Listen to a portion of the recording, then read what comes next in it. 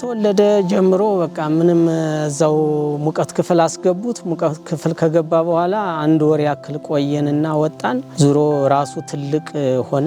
ራሱ ትልቅ ከሆነ በኋላ ያው የነርቭ ችግር ነው አሉ። ጭንቅላቱ ያው ራሱ ትልቅ ሆነ በጣም። ከዛ መልሰን ሄድን። እዛው ያው እንደገና ሕክምና አረጉለት። ምንም ሊሻለው አልቻለም። መቀመጥ አይችልም። ሰው አስተኝቶ አንስቶ እንትን ብሎ ነው በቃ ምንም እንትን ማለት አይችልም። ከዛ ጀምሮ ያው እሷ ብዙ አመት ሙሉ በሱ በየህክምናው እሱን እንትን እያለች በየጸበሉም እያለች ስትኖር ልጁ ሊሻለው አልቻለም። ከዛ እሷ ራሱ በሽተኛ ሆና እኛ ደግሞ እሷን ማስታመም ጀመርን።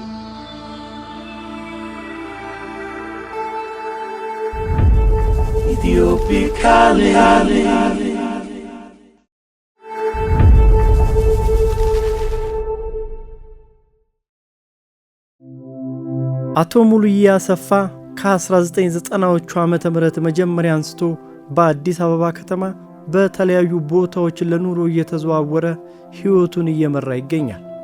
በ1998 ዓመተ ምህረት ወይዘሮ ሐመልማል ድረስ ከተባለች ወጣት ጋር ትዳር መስርቶ 3 ልጆችን ወልዷል። ሙሉዬ አሰፋ እባላለሁ። በወይዘሮ ሐመልማል ድረስ ጋር ትዳር መስርተን 3 ልጆች ወልደን የመጀመሪያዋ በእምነት ሙሉዬ ትባላለች።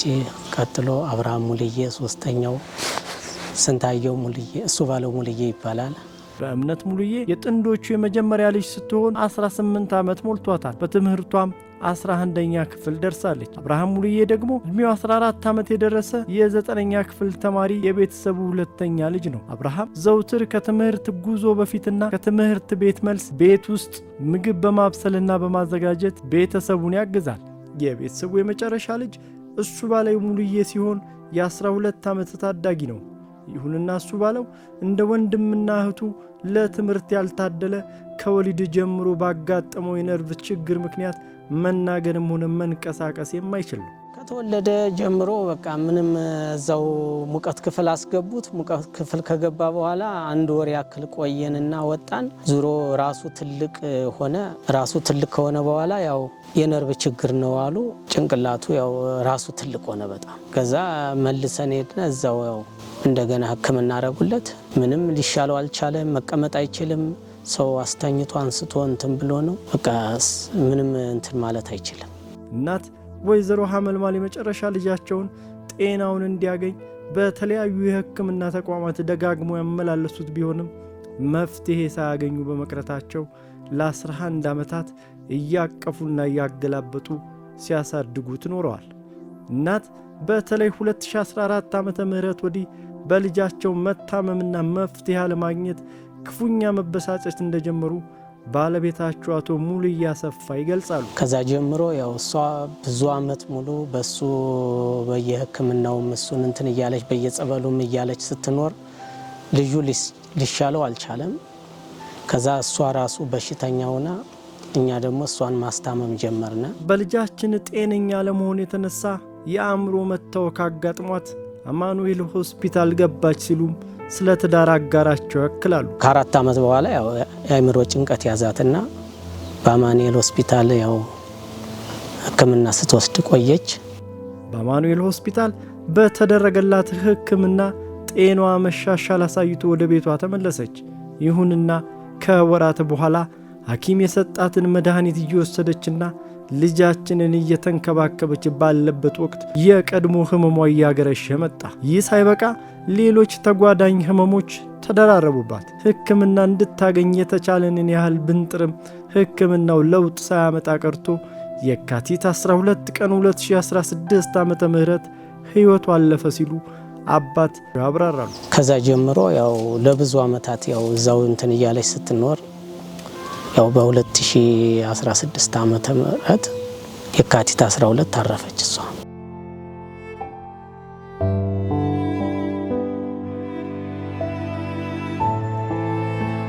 ወይዘሮ ሐመልማል ረፍት በኋላ በቤተሰቡ ላይ ስቃይና መከራ መደራረቡን አቶ ሙሉዬ በሐዘን ይናገራሉ። እሷ ያው ከአረፈች ጀምሮ እኔ ስራ ሰርቼ ማላቅ ቤት ቁጭ ብዬ ልጁን ይዤ ነው ያለውኝ። ልጁም አካባቢውም ያው በመፍረሱ ምክንያት ምንም ሰው የለም፣ ብቻዬን ነው ያለው። እንደምታዩት ከባድ ነው።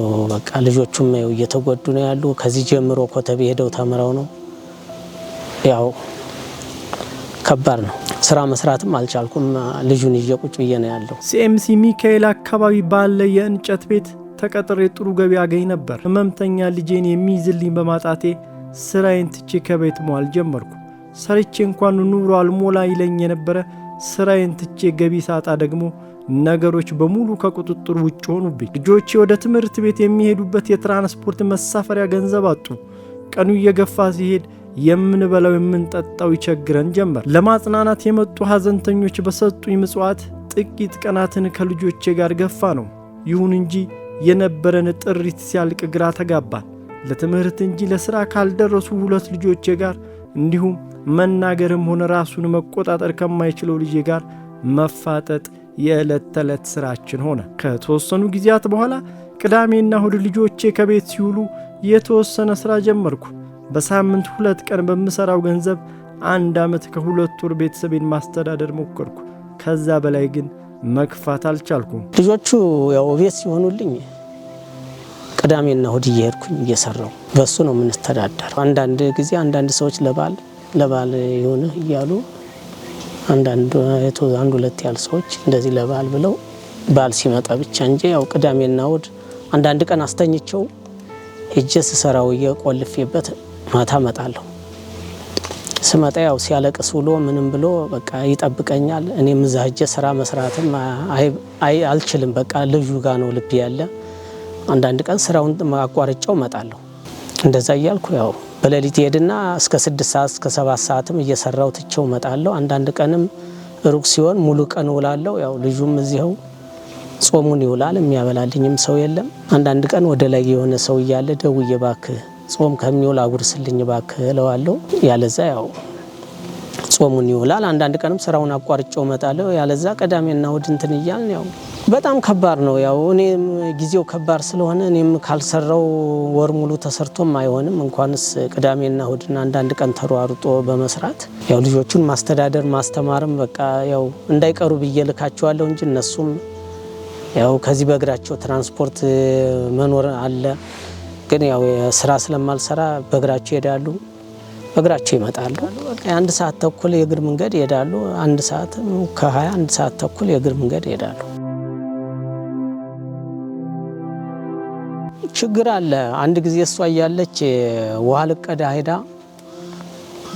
ወዲያውኑ እስከምትመጣ ውሃ ቀርታ እስከምትመጣ ጉንዳን ሰውነቱን በሙሉ ወርሶት እሪ ብላ ቤተክርስቲያን ክብረ በዓል ነበረ።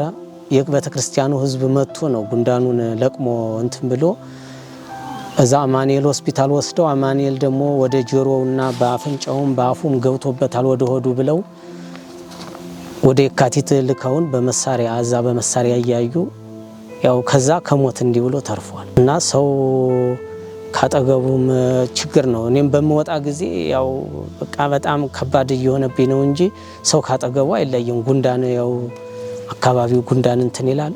ጉንዳን ደግሞ በጣም እሱ መንቀሳቀስ ስለማይችል ጉንዳን እንትን ይሉታል። በታማሚው ልጄ ምክንያት የአራት ቤተሰቦቼ ህይወት አደጋ ላይ ወደቀ። የልጆቼ ትምህርት ውጤት ተበላሸ። የመንፈስ ጭንቀት ጀመራቸው። አንዳንዴ ከልጆቼ ተደብቄ ስቅስቅ ብዬ አለቅሳለሁ። ደግሞ ለቅሶዬን አቆምና ወደ ጸሎት ገባለሁ።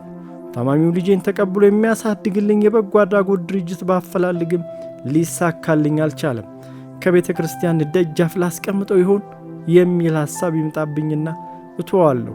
ብቻ በዚህ ችግር ውስጥ ነው ያለሁት። እሷ ከሞተች ጀምሮ ብዙ ሰው ሁሉም በየሚያውቀው ሄዷል። ድጋፉን አስገባው።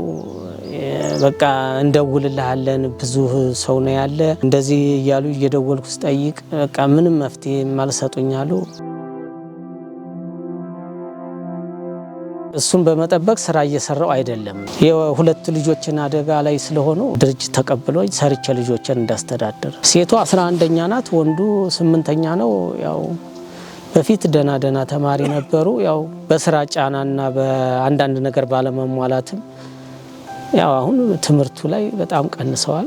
እዚህም መጥተው ያው እነሱ ሰርተው ነው ኩሽናም ገብተው ጧትም በሌሊት ተነስተው ስለሆነ ለማጥናትም ለምንትን ለማለትም ምንም እንትን ያላቸው ነገር ስላልተመቻቸው አሁን ቀንሰዋል ትምህርታቸው። ይህን ታሪክ ይዘን የአቶ ሙሉዬን ፍላጎት ሊያሳኩ ይችላሉ ብለን ካመንባቸው ድርጅቶች አንዱ ሆነውና ለከፋ ችግር የተጋለጡ ተጥለው የተገኙና የተጎዱ ሕፃናትን እንዲሁም ቤተሰቦቻቸውን ለመታደግ ወደ ተቋቋመው ስለ እናት የበጎ አድራጎት ድርጅት አመራን። እዚያም የድርጅቱን ሥራ አስኪያጅ አቶ ያሬድ አብዱን አግኝተን ከላይ የነገርናችሁን የአቶ ሙሉዬን ቤተሰብ ታሪክ አካፈልናቸው። በቤተሰቡ ታሪክ አሳዛኝነት ልባቸው የተነካው አቶ ያሬድ የማዕከላቸውን ዋና ሥራ እንዲህ ያለውን ማኅበራዊ ቀውስ መፍታት መሆኑን በመግለጽ የሚችሉትን ሁሉ ለማድረግ ቃል ከገቡ በኋላ ታዳጊው እሱ ባለው ሙሉዬን ወደ ማዕከሉ ለማስገባት መሟላት የሚገቡ ሂደት መኖራቸውን ጠቁመዋል። በዚህ መሰረት ሂደቶች በፍጥነት እንዲጀመሩ በማመቻቸት መሰረት የአቶ ሙሉዬን ቤተሰብ የሚያግዙ በጎ ፈቃደኞች የወረቀት ሥራዎቹን ሂደት ማመቻቸት ጀምረዋል። ለመሆኑ ስለ እናት የበጎ አድራጎት ድርጅት ምን ነገሮችን እየሰራ ይገኛል? አቶ ያሬድ እንደሚከተለው ያብራራሉ። ስለ እናት የዛሬ 23 ዓመት 1994 የተመሰረተ የበጎ አድራጎት ድርጅት ነው። ስለ እናት ሲመሰረት የመሰረቱት ወይዘሮ ሀና ብርሃኑ ይባላሉ። እኚህ እናት ጥቁር አንበሳ በሶሺዮሎጂ ተመርቀው ይሰሩ ነበረ። በወቅቱ 1994 በጣም ብዙ ህፃናት በኤችአይቪ ቫይረስ ምክንያት ወላጆቻቸውን አጥተው ብዙ ህፃናት የሚያሳድጋቸው አጥቶ እነሱን ለማሳደግ ለመንከባከብ ካላቸው መልካም ሀሳብ የተነሳ የተጀመረ ነው። ስለ እናት ስሙ እንደሚያሳየው እንደ እናት በእናት ምትክ በእናት ፋንታ እንደማለት ነው። ያንን ትክክለኛውን የእናትን ሚና እንደው ባይጫወት እንኳን ያንን መሰረት አድርጎ የበኩሉን አስተዋጽኦ ለማድረግ የተጀመረ ድርጅት ነው። ስለ እናት ሌላኛው በጣም ትልቅና መነሳት አለበት ብዬ የምለው የመጀመሪያ ያነሷት ህፃን ስም ስለ እናት ነው ስሟ። ስለዚህ ስለ እናት የበጎ አድራጎት ድርጅት ዘንድሮ 23ኛ ዓመቱን እያገባደደ ይገኛል። ስለ እናት ልጆች በተለያየ ማህበራዊ ቀውስ ውስጥ አልፈው ተጥለው ወይም ወላጆቻቸው ሞተው የሚያሳድጋቸው ጠፍቶ ወደ ተቋም ሲገቡ ተቋሙ ያለባቸውን ሁኔታ ያይና የትኛው አማራጭ ለየትኛው ህፃን ይሻላል ብሎ ጥናት በማድረግ የተሻለ አማራጭ ላይ ልጆቹ እንዲገኙ ያደርጋል።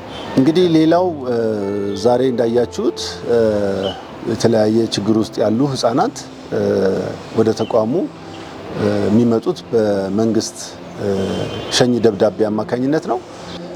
ጤነኛ ልጆች አሉ፣ የአእምሮ እድገት ውስንነት ወይም ልዩ ፍላጎት ያላቸው ህፃናት አሉ።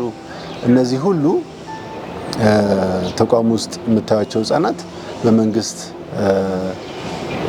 ደብዳቤ መሰረትነት የምንቀበላቸው ህፃናት ናቸው። እነዚህን ልጆች ለማሳደግ የተለያዩ አማራጭ እንቅስቃሴዎችን እንሰራለን። ግን ቅድሚያ ልጆቹን ተቀብሎ ልጆቹን ፈትሾ በየትኛው ችግር ውስጥ ነው ያሉት፣ ምንድነው ለነሱ መፍትሄ የተሻለ ነገር የምንለው የሚለውን ነገር ለመስራት እንግዲህ ጊዜ ይፈጃል። ራሱን የቻለ ጥናትም አለው፣ ቲምም አለው። ግን አቀባበሉ ይህን ይመስላል። ተቀብለን ልጆችን በትክክለኛ ሁኔታ እንዲያድጉ ጥረት እናደርጋለን።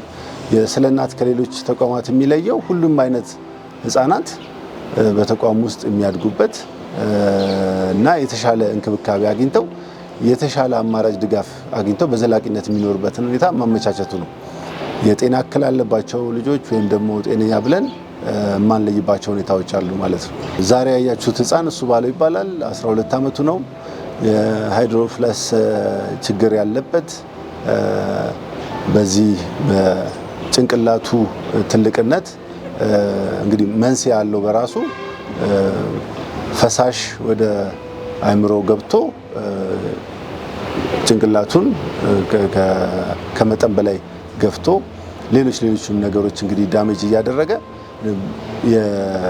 እንዲና የመሳሰሉ ችግር ያለባቸው ኦቲስቲክ የሆኑ የኦቲዝም ችግር ያለባቸው ወይም ደግሞ ኤችአይቪ ፖዚቲቭ የሆኑ የተለያዩ ችግር ያለባቸው ህፃናትን የምንቀበልበት ሁኔታ ነው ያለው። ግን ዛሬ እሱ ባለውን ስንቀበል ሌሎቹንም እግረ መንገዳችሁን ታያቸዋላችሁ። ተቋሙ እነዚህን ልጆች በዚህ ሁኔታ ተቀብሎ ለቤተሰብም እረፍት የሆነ ለልጆቹም የተሻለ እንክብካቤና ድጋፍ እንዲያገኙ እየሰራ ያለ ተቋም ነው። ላለፉት 23 ዓመታት እንግዲህ ስለ እናት በእንደዚህ አይነት ሁኔታ ውስጥ ያሉ ህፃናትን እየደገፈ ይገኛል። ከቤት ሲወጣ በጣም ከፍቶኝ እያለቀስኩ ነው ይዤ የወጣሁት።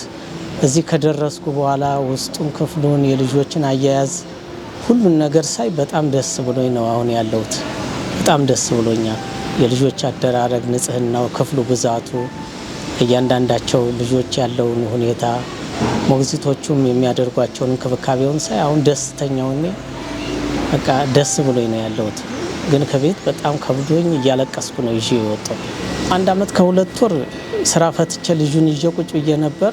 አሁን ልጁን እዚህ ስለ እናት በጎ አድራጎት ድርጅት አምጥቼው ከዚህ በኋላ ስራዬን እየሰራው ልጆችን እነዛን እያስተማርኩ ቤተሰቤን እመራለሁ። መታሰቢያ ለዚህ እንትን ያለችኝ እሷ በጣም እንደገና ሃይማኖት ሀዊ በጣም አመሰግናቸዋለሁ። እግዚአብሔር ይስጣቸው፣ እግዚአብሔር ዋጋው እሱ ይክፈላቸው ነው የምለው። ስለ እናት በጎ አድራጎት ድርጅት እንደዚህ አለ ብሎ መቀበሉን አጥቼ ከ1 ዓመት ከ2 ወር በላይ ቁጭ ብዬ ቤት አጥቼ ነበርኩ ነኝ። አሁን ተገኝቶ እንደዚህ ስለተቀበለኝ አመሰግናለሁ። ከዚህ በኋላ ልጆችን እየሰራው እነዛኞቹን ትምህርታቸውንና ኑሯቸውን እንቀጥላለን።